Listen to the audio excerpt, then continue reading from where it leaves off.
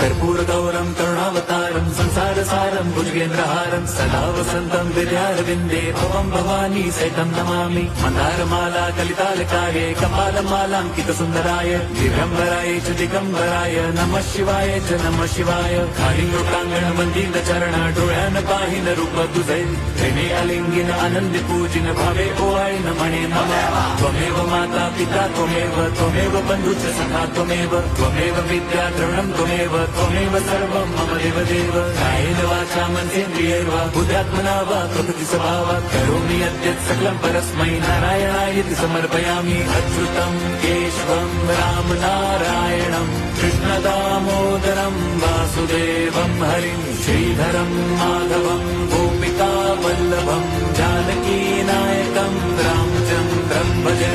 Hare Ram